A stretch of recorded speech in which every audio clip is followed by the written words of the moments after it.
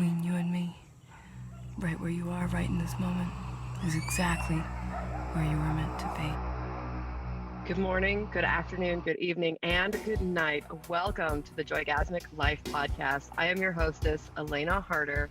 This is a mini episode designed to give you a taste of what is available in our larger full interviews, as well as what we get into in the deeper version of our membership, where we have full video, bonus courses with our interviewees, and of course our weekly calls where we support each other mom to mom.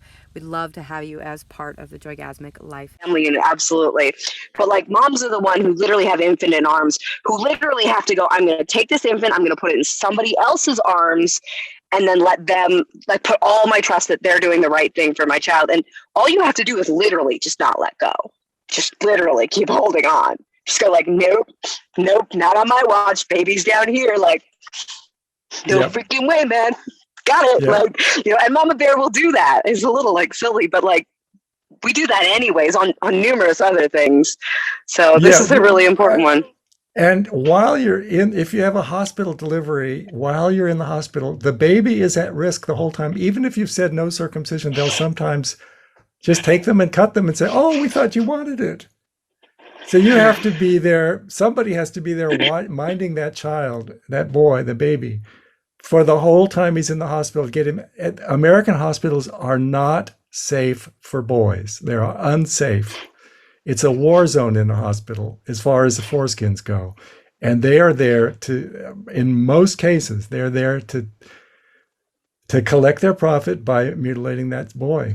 And they'll do anything they can to do it. And even if it means saying, oh, I misread the form. Or we've also heard that they give the mother, while she's on painkillers, a stack of forms to sign. Knocked out. Buried in it is the circumcision consent form. And she's not, and we've heard stories. She's not in right mind. One story that was famous, the mother was a lawyer, and she said, listen, I'm not competent to make this decision right now. To her husband, you've got to do this for me. And he looked at the form, he said, no, I'm not going to agree to that. And the boys grew up, both of his sons grew up intact because of just that moment of realizing, well, no, why would I do that? And it was just because the mom was a lawyer and she knew that, you can't make that kind of decision when your capacity is impaired. And even though she didn't really have a strong understanding of the harm of circumcision, she just knew that it was a big decision that she shouldn't be making when that didn't have her full capacity to understand. Yeah. Let's talk a little bit about foreskin as a medical product. I've been wondering this for a while, and you can either confirm or say, whatever you have to share on it. But I heard they sell them to the beauty industry for stem cells or something of the sort. Tell me more about that, because it just makes my skin crawl, and I'd love more information so I can yammer at people on the beach about it. You can buy human foreskin fibroblasts online. You can search for them and buy them online. They are cultured cells from stolen foreskins. They came from an infant who did not consent to the removal of his body part and it's absolutely unethical to be selling human body parts stolen from live human beings without their consent. This is utterly unethical, but it's happening. They make artificial cultured skin products from these cells, and one cell can grow a disc about 3 inches in diameter of artificial skin, which sells for, as I recall, it's hundreds of dollars, and there are many of these discs that can be made from one's foreskin. So the street value in the final product is in the hundreds of thousands of dollars. So this is the profit motive. So they're highly motivated to grab these foreskins. They've also been used in this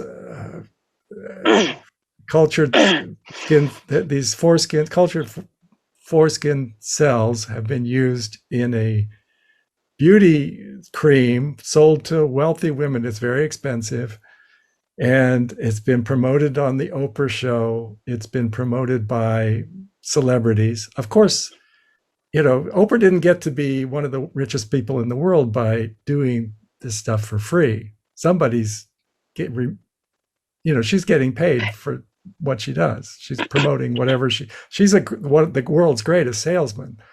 And she's selling this stuff, or she did, and she never backed down. Protesters showed up when she came at her appearances sometimes, and she never said, "I made a mistake. I was misinformed. I shouldn't have done this." And what she did was absolutely unethical and a huge blot on her career, on her name and her career, which she has not resolved. And other